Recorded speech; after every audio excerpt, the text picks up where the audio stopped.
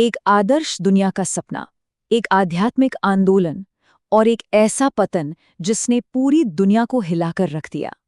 चलिए आज हम ओशो और उनके रजनीशपुरम की उस विवादास्पद कहानी को समझते हैं जो उम्मीद से शुरू होकर अपराध पर खत्म हुई। 751 ये सिर्फ एक नंबर नहीं है, ये उन लोगों की गिनती है जिन्हें जहर दिया गया था अमेरिकी इतिहास के सबसे बड़े बायो टेरर अटैक में। और ये चौंकाने वाला आंकड़ा उस कहानी का एक बहुत ही अंधेरा मोड़ है जो एक आध्यात्मिक खोज के तौर पर शुरू हुई थी। तो ये सब शुरू कहाँ से हुआ? इस पूरी कहानी के केंद्र में थे भगवान श्री रजनीश, जिन्हें दुनिया ने बाद में ओशो के नाम से जाना। उनका आंदोलन भारत की गलियों से शुरू हुआ और सीधे अमेरिका के विशाल रेगिस्तान तक पहुंच गया। तो आखिर ओशो थे कौन? वो एक ऐसे गुरु थे जिनके शब्दों में एक मैग्नेटिक पावर थी। उनका दर्शन हर बनी बनाई परंपरा को चुनौती देता था, जिसने उन्हें एक ही समय में लाखों लोगों का भगवान और कई लोगों के लिए एक बहुत बड़ा खतरा बना दिया था। तो सवाल ये है कि उनके विचार इतने अट्रैक्टिव क्यों थे? क्योंकि ओशो ने कुछ ऐसा किया जो उस दौर में किसी ने नहीं किया था। उन्होंने पूरब के ध्यान और आध्यात्म को पश्चिम के साइकोलॉजी और कैपिटलिज्म के साथ मिला दिया। उन्होंने कहा, ध्यान भी करो, लेकिन अमीर बनने और अपनी सेक्सुअलिटी को खुलकर जीने में भी कोई बुराई नहीं है। और यही वो रेवोल्यूशनरी मिक्स था जिसने हजारों पढ़े लिखे पश्चिमी लोगों को उनकी तरफ खींच लिया।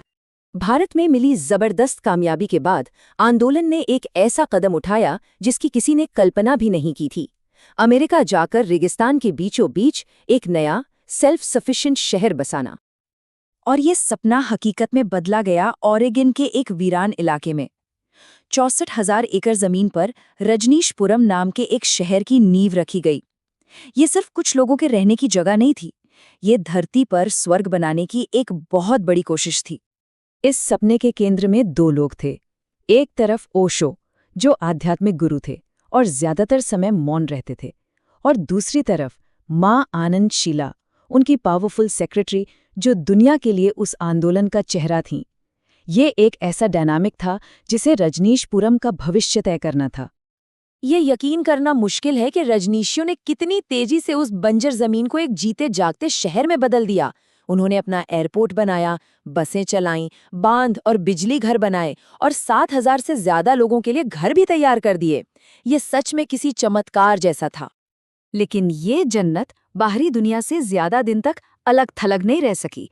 बहुत जल्द इस नए शहर का टकराव अपने पुराने रूढ़िवादी पड़ोसियों से शुरू हो गया। बहुत जल्द ही तनाव बढ़ने लगा।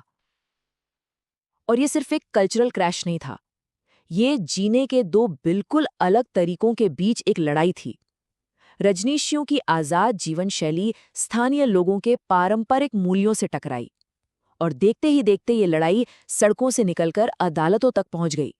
स्थानीय लोगों का डर और गुस्सा इस एक वाक्य में साफ झलकता है। उन्हें लगा कि ये नए लोग यहाँ बसने नहीं, बल्कि उनकी जमीन और उनकी संस्कृति पर कब्जा करने आए हैं। ये अब एक सर्वाइवल की लड़ाई बन चुकी थी। जैसे जैसे बाहरी दुनिया से खतरा बढ़ा, रजनीशपुरम ने खुद को सबसे अलग करना शुरू कर दिया। उन्होंने अपनी खुद की हथियारबंद पुलिस फोर्स बना ली, और जल्द ही जो एक शांतिपूर्ण आध्यात्मिक कम्यून होने वाला था, वो एक किले जैसा दिखने लगा। और यहीं से रजनीशपुरम की कहानी अपने अंतिम और सबसे स्याह अध्याय में दाखिल होती है, जहां सत्ता की भूख ने एक आपराधिक साजिश को जन्म दिया। जब कानूनी लड़ाइयां काम नहीं आईं, तो रजनीशपुरम के नेताओं ने एक भयानक योजना बनाई। उनका प्लान सीधा था, अगर वो चुनाव जीत नहीं सकते तो वो उसे चुरा लेंगे, और इसके लिए वो किसी भी हद तक जाने को तैयार थे। ये साजिश बेहद ठंडे दिमाग से रची गई थी। अपनी गुप्त लैब में सैल्मोनेला बैक्टीरिया उगाना, उसे इलाके के 10 रेस्टोरेंट के सैलेड बार में मिला देना, ताकि चुनाव के दिन सैकड़ों लोग इतने बीमार पड़ जाएं कि वोट डालने ही न जा सकें।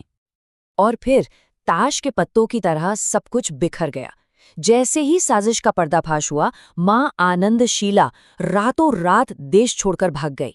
ओशो ने अपना सालों का मौन तोड़ा और सारा इल्जाम शीला पर मर दिया, लेकिन तब तक बहुत देर हो चुकी थी। जल्द ही ओशो को भी देश से भागते हुए पकड़ लिया गया और अमेरिका से हमेशा के लिए निकाल दिया गया। रजनीशपुरम का सपना तो खाक में मिल गया, लेकिन ओशो और उनकी विरासत पर बहस आज भी जिंदा है। अमेरिका से निकाले जाने के बाद ओशो दुनिया भर में भटकते रहे, लेकिन आखिरकार उन्हें भारत के पुणे आश्रम में लौटना पड़ा, जहां 1990 में उनकी मृत्यु हो गई। आज भी पुणे में ओशो का एक विशाल मेडिटेशन रिजॉर्ट चलता है। उनकी किताबें करोड़ों में बिकती हैं और रजनीशपुरम की कहानी को दुनिया भर की यूनिवर्सिटीज में एक केस स्टडी की तरह पढ़ाया जाता है। और नेटफ्लिक्स की डॉक्यूमेंट्री वाइल्ड वाइल्ड कंट्री ने तो इस कहानी को एक नई पीढ़ी के लिए फिर से जिंदा कर दिया है। तो आखिर में हम उसी सवाल पर आकर खड़े हो जाते हैं, रजनीशपुरम क्या था? हजारों लोगों के लिए एक बेहतर दुनिया बनाने का एक साहसी प्रयोग, या फिर एक करिश्माई गुरु के नेतृत्व में एक खतरनाक पंथ जो सत्ता के लिए किसी भी हद तक जा सकता था? शायद सच इन दोनों के बीच कहीं है।